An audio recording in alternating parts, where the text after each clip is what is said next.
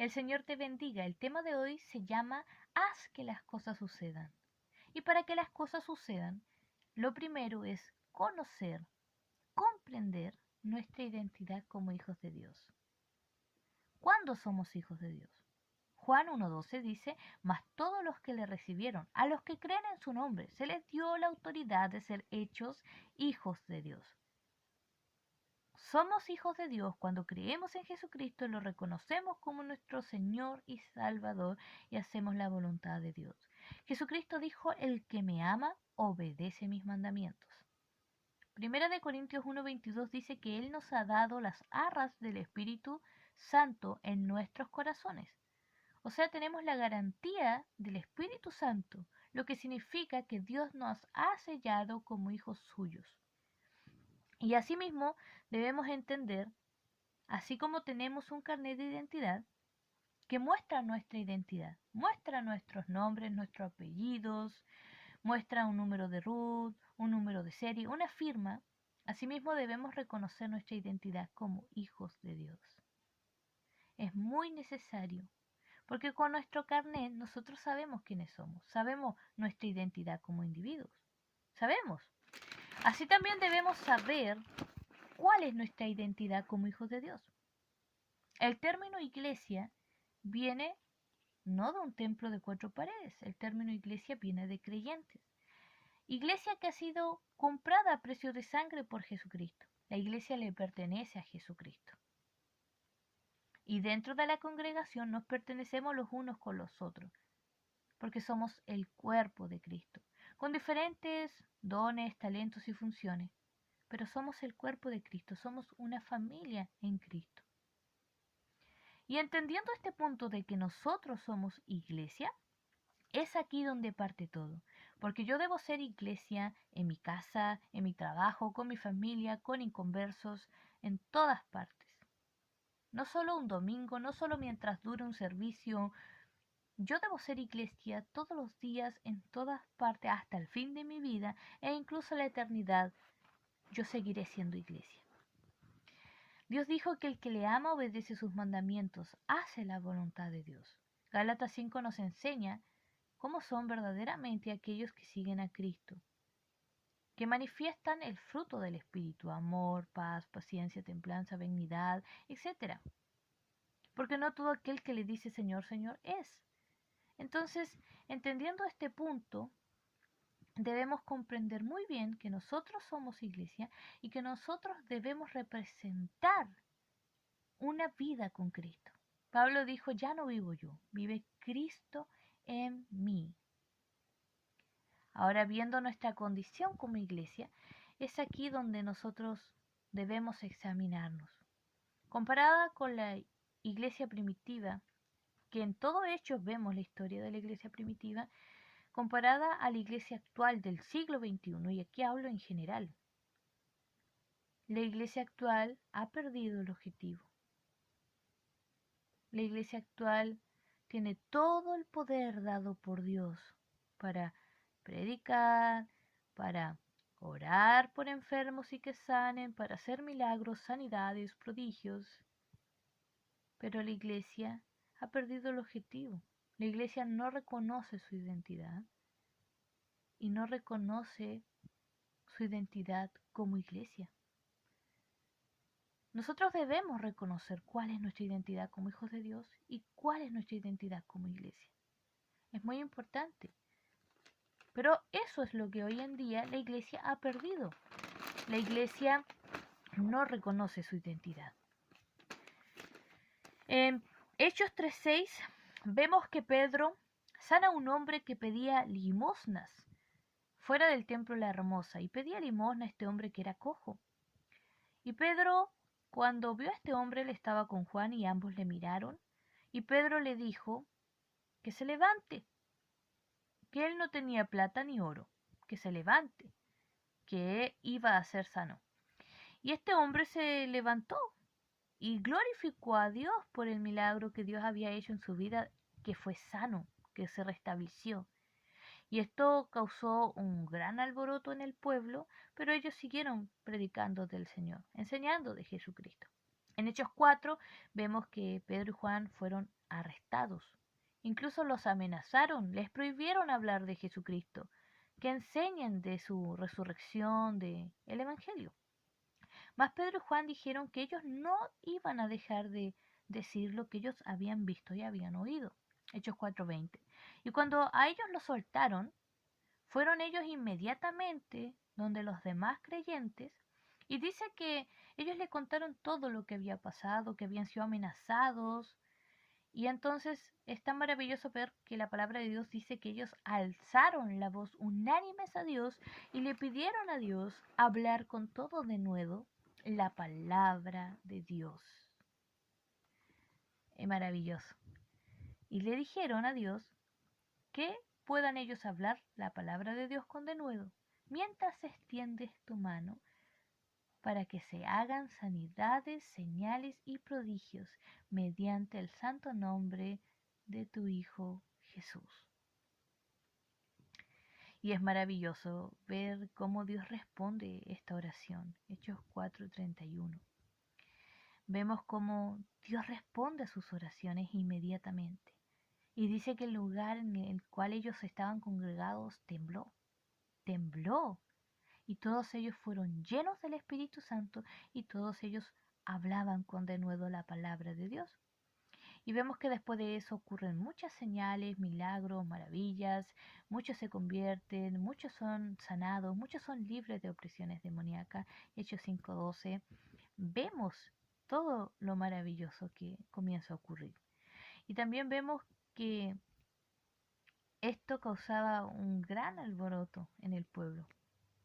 Muchos se preocupaban y se asustaban incluso de lo que estaba ocurriendo porque era algo que nunca habían visto. Y entonces, ¿qué es hablar con denuedo la palabra? Hablar con denuedo es hablar con valor, es hablar con confianza, con ánimo, venciendo las dificultades. Eso es hablar con denuedo la palabra de Dios. Más adelante vemos que ellos, después Pedro y Juan, ellos vuelven a ser arrestados, los vuelven a amenazar, les torturan incluso, pero qué maravilloso es ver que ellos seguían enseñando de Jesucristo, seguían hablando del Evangelio de Jesucristo. Hechos 5:42. La obra del Señor continuaba, pese a que la estaban tal vez pasando mal, que estaban siendo perseguidos, pero la obra de Dios nunca paró. En Hechos 6:8 nos presenta a Esteban, uno de los 7 diáconos elegidos por los apóstoles. Y había un requisito para elegir a los 7 diáconos, que era ser llenos del Espíritu Santo. Y Esteban era un hombre lleno de sabiduría, lleno de gracia, lleno de palabra, y él hacía señales y prodigios en el pueblo. Sin duda era un hombre de Dios. Y cuando vemos que Esteban en un momento toca ir al concilio a él, porque él fue arrestado, incluso el concilio cuando lo vio a él fue como ver el rostro de un ángel. O sea, imagínense cuán lleno estaba Esteban de Dios, que su rostro era como ver el rostro de un ángel. Y cuando Esteban presenta defensa ante el concilio, era un hombre lleno de la palabra de Dios y lleno de gracia.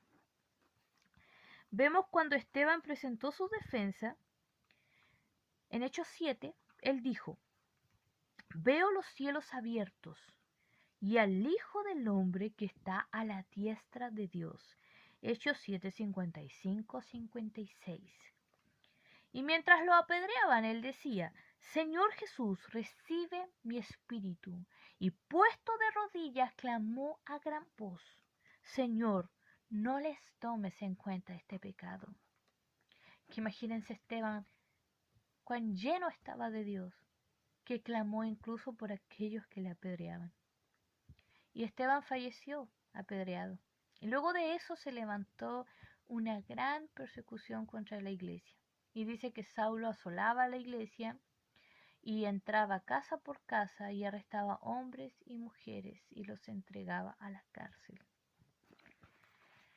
En Hechos 8 también conocemos a Felipe, un hombre que también estaba lleno de Dios y y tenía mucha gracia, mucha sabiduría, y es increíble ver cómo la gente unánime, o sea, multitudes escuchaban a Felipe hablar la palabra de Dios y ellos lo escuchaban atentamente. Él también realizó muchos bautismos, muchos se convirtieron escuchándole, hizo muchas sanidades, señales, milagros. Él también era un hombre de Dios, lleno de Dios. También podemos ver en Hechos 9 la conversión de Saulo, aquel que perseguía a la iglesia, aquel que perseguía, arrestaba, mataba incluso. Dios lo llamó a su evangelio. Y vemos que cuando Ananías dudó en ir hacia Saulo, Dios le dijo, ve, porque instrumento escogido me es este. Entonces, dice la palabra de Dios que en Hechos 9:20 que Saulo, que después pasó a ser Pablo, un nombre que Dios le dio, anunciaba el Evangelio inmediatamente, predicaba él de Jesucristo inmediatamente. Así de lleno fue del Señor que él predicó inmediatamente. En Hechos 11 también vemos a Bernabé, también un hombre lleno de Dios, un hombre lleno de sabiduría, lleno de fe, que exhortaba a la iglesia de Antioquía a permanecer fieles al Señor. Todos estos hombres y mujeres que siguieron a Jesucristo en la iglesia primitiva estaban llenos de Dios, estaban llenos del Espíritu Santo, llenos del amor. Ellos entendían perfectamente cuál era su misión. ¿Y qué tenían en común estos hombres que mencioné y que resumí su historia? Ellos tenían en común 5 cosas. Primero, ellos entendían muy bien el Evangelio de Jesucristo. Segundo, ellos sabían cuál era la misión de la iglesia. 3, ellos estaban llenos del Espíritu Santo, llenos de sabiduría, llenos de gracia, llenos de amor, llenos de denuedo. 4, ellos confiaban plenamente en las promesas de Jesucristo, en las promesas de resurrección, en las promesas de la vida eterna, del reinado junto a Jesucristo. Ellos confiaban en las promesas que Jesucristo les había hecho y esperaban confiadamente en Cristo. 5, ellos amaban verdaderamente a Dios con todo el corazón, con todo el alma y con todas las fuerzas.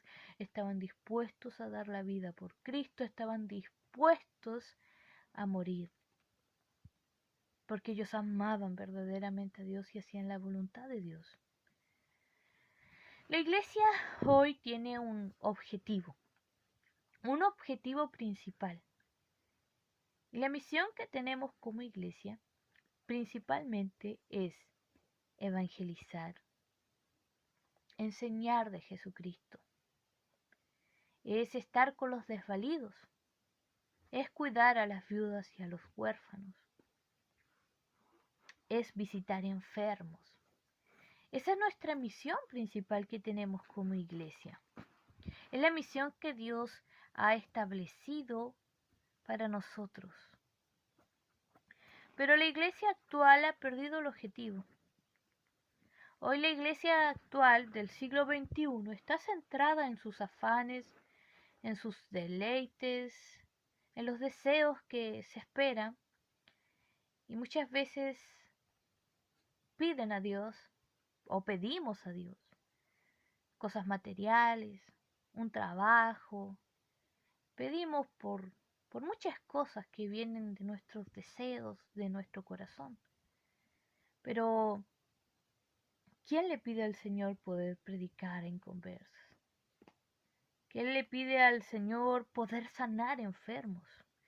¿Quién le pide al Señor poder hablar con denuedo la palabra de Dios? ¿Quién le pide al Señor dones para edificar la iglesia? ¿Quién le dice al Señor hoy, Señor, yo quiero ser instrumento tuyo? Señor, yo quiero ser como Isaías, que te dijo, heme aquí. ¿Quién le está diciendo esto al Señor hoy? ¿Qué le está pidiendo al Señor? Yo quiero ser instrumento tuyo. Señor, yo quiero ser parte de tu evangelio, hacer tu voluntad, cumplir con la misión de tu evangelio. ¿Quién le está pidiendo esto al Señor? Hermanos, hermanas, la iglesia tiene todo el poder dado por Dios. Pero la iglesia tiene que despertar.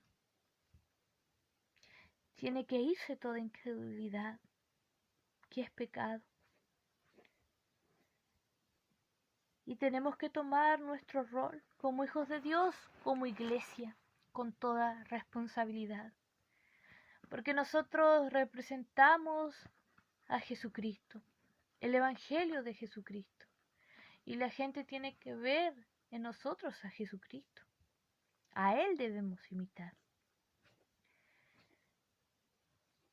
Nosotros tenemos que hacer que las cosas sucedan. Nosotros tenemos que hacer que las cosas comiencen a ocurrir en nuestra iglesia, en nuestro lugar en donde nos congregamos. Tenemos que hacer que las cosas sucedan. Tenemos que comenzar a vivir como hijos de Dios en todas partes, en todo lugar. Tenemos que comenzar a levantarnos en el nombre de Jesucristo, decidiendo nosotros mismos ser instrumentos de Dios y decirle al Señor que haga su voluntad en nuestra vida, que el Señor nos use grandemente para su evangelio, para gloria de Él. Porque mucha gente hoy en día se llena los bolsillos de dinero en nombre de Jesucristo. Porque mucha gente viene a la iglesia y después sale de la iglesia, me refiero al templo, y viven una vida que son tibios, que juegan con el evangelio, que un día sí, un día no, y realmente Dios no puede ser burlado. Dios quiere librarnos del castigo eterno. Dios quiere librarnos del lago de fuego. Y quiere que nosotros seamos salvos. Que seamos salvos por esa gracia maravillosa del Señor. Nuestra misión es anunciar el Evangelio. Es predicar de Jesucristo. Es pedirle al Señor ser instrumentos suyos para gloria de Él. Cuánta gente necesita de Cristo. Y muchas veces hay gente que solo está sentada eternamente en una banca y está esperando que le digan qué hacer cuando verdaderamente sabemos qué hacer. Sabemos qué tenemos que hacer, sabemos que tenemos que predicar el Evangelio. Esa es la misión que tenemos todos. No es la misión de alguno, es la misión que tenemos todos. Y por esto es necesario que nosotros tomemos nuestro rol en serio de hijos de Dios. El Señor viene pronto por una iglesia santa, que esté santificada, sin mancha, por una iglesia que le ame verdaderamente. Realmente el Señor está bajo su voluntad, deseando que nadie perezca, sino que todos procedan al arrepentimiento. Y es tiempo de que podamos levantarnos nosotros mismos y decir, heme aquí, Señor, úsame, Señor. Yo quiero que tú me uses para tu gloria. Estoy dispuesto a cumplir con la misión que tú nos has dado. Algunas personas no quieren predicar, dicen, no, es que yo estoy esperando el tiempo de Dios. No es, eso es mentira. Eso no es cierto. Si estás estudiando la palabra, gloria a Dios. El conocimiento, la palabra de Dios es necesaria para poder anunciar el Evangelio. Pero hay una misión que tienes como iglesia y es anunciar el Evangelio a toda criatura. sin excepción de personas. Y para eso no necesitas una revelación de Dios, porque ya está escrito en la palabra de Dios. ¿Cuál es tu misión? Prepárate y predica. Estudia la palabra de Dios, medita, reflexiona la palabra de Dios. Pero es tiempo de que la iglesia tome un rol y no pierda el objetivo, que es que más personas conozcan de Jesucristo, y siento que por eso el Señor también está poniendo este sentir, porque el Señor es quien pone el hacer y el querer. Hay una motivación muy grande para predicar de Cristo, es que nosotros en algún momento de nuestra vida también estuvimos perdidos, tal vez muchos de nosotros perdidos completamente, y el Señor nos rescató y nos salvó por gracia, porque no merecíamos ser salvos. ¿Qué motivación más grande saber que Cristo dio su vida a la cruz, que Cristo resucitó, que Cristo me salvó por gracia, no mereciéndolo? Y eso debe motivarnos a poder decirle con pasión, con fervor a la gente que Cristo te ama, que Cristo salva, que Cristo liberta, que Cristo hoy quiere hacerte libre. ¿Qué más motivación? De lo que Él hizo por nosotros. Eso debe motivarnos para poder anunciar el Evangelio de Cristo. Este camino es hermoso, lleva a la vida. Este camino es sufrible tal vez. Pero nosotros, en que no sufrimos la persecución que sufría la iglesia primitiva, Dios nos demanda profundamente hacer la voluntad de Dios, cumplir con la misión que partió desde la iglesia primitiva en Hechos, que no ha cambiado. Dios constituyó maestros, apóstoles, pastores, evangelistas, profetas, pero todos ellos tenían la misma misión: predicar, enseñar, anunciar de Jesucristo. El Señor te bendiga y espero que esto te motive a que hoy tú te levantes como hijo de Dios y le digas a tu Padre que está en los cielos: heme aquí, yo me levanto hoy en el nombre de Jesucristo para cumplir la misión que tú me has dado como hijo tuyo. Bendiciones.